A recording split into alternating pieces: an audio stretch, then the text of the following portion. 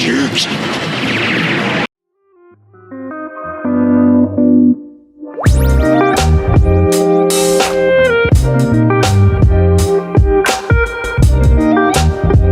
going on YouTube? Leisure here once again.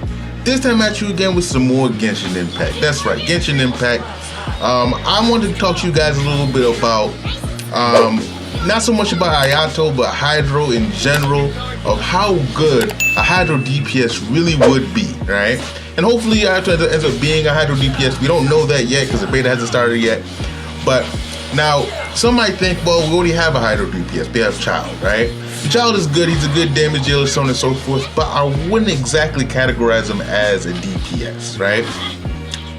The thing about Child is that, like, he's more an enabler, right? And you've heard it before and so on and so forth, but the thing is about Child applies Hydro very fast, right?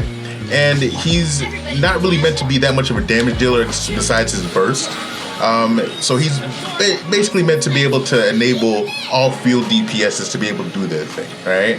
But if we end up getting a true Hydro DPS, I mean, look at Kokomi, for example.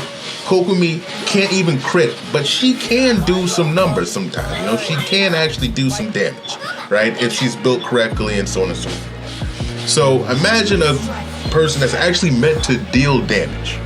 Now, the thing is, one thing to understand about Hydro, honestly, arguably is one of the most useful elements in the game, right? Every single element that it comes in contact with besides Geo, it has a very good reaction with, whether it's Vaporize, whether it's Freeze, whether it's Electro Charge, and so on and so forth. Now, that's the thing. A lot of people might say Pyro is the best element. Some people might say Cryo is, and so on and so forth. But I really think it's Hydro, because there isn't really much of a situation where it is not going to have a positive reaction. If Pyro reacts with Electro, it is overload, and that's kind of counterproductive, so on and so forth, you know.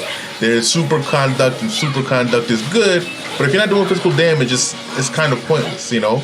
But with Hydro, doesn't matter. You always want Hydro to do a reaction at all times. So there's that, right? Now, but the thing is though, if we have a DPS that is Hydro, now that with all those reactions, it makes a Hydro DPS just extremely flexible, because now you can play them with Freeze, like you would with a Cryo DPS. You can play them with Vaporize like you would a Pyro DPS. And they're gonna do more damage on Vaporize because they're not gonna have the 1.5 multiplier, they're gonna have the 2.0. So they're basically, and it's easier to make Vaporize happen than Melt because of the units that we have in the game. So they're going to be able to do the high multiplier damage. They're gonna be able to freeze and crowd control. If you want to do them with Electro, that works too, right? So like, they are extremely flexible. They would be one of the most, they're going to be a meta, if a Hydro DPS is going to be a meta character, right? Just no matter how you do it. Unless they really apply Hydro way too fast like Child does, and you can't get good Vaporized reactions off, they're going to be, they're just going to be a good DPS, right?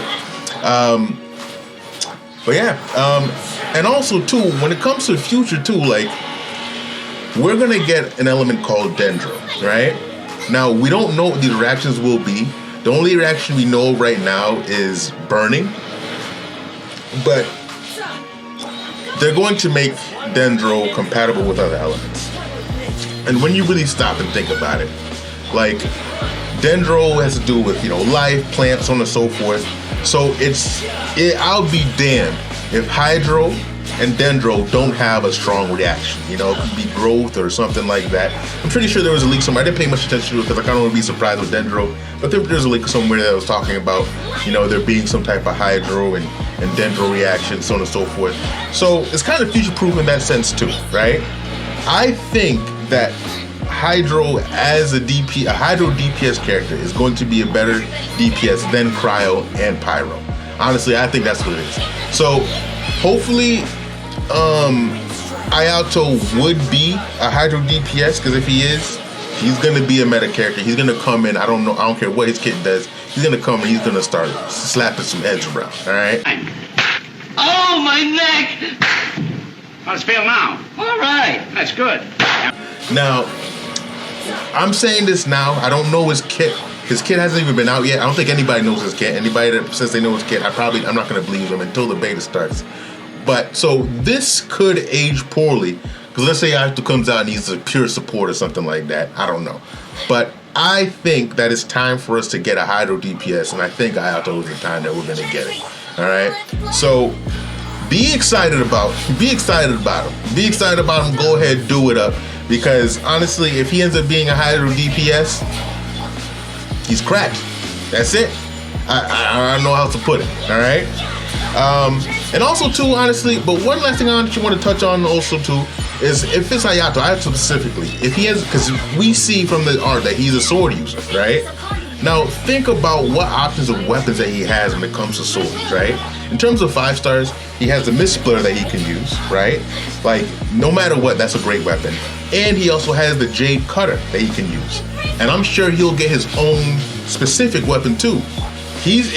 If you have a 5-star sword, then he's gonna be doing his thing. So he has all kinds of weapons to his disposal. He has every single element that can help him out. You know, we have Yamiku coming out. He'll be able to do electro charge. You know, we have Shangling and so on and so forth. So, and then on top of that, he just has good swords that he's gonna be able to use. I'm sure there's gonna be at least 3 right there, the 2 that I named, and then the third, and then whatever his signature weapon is gonna be. It's just gonna be super cracked. And honestly, I don't know. Like me personally, I have enough DPSs, so I'm not sure if I'm actually gonna go ahead and get them, because like I have Hu Tao, I have Ganyu, I have Ayaka, I have all these people and so on and so forth. So my thing is like, unless he makes Hu Tao stronger, I don't really care that much.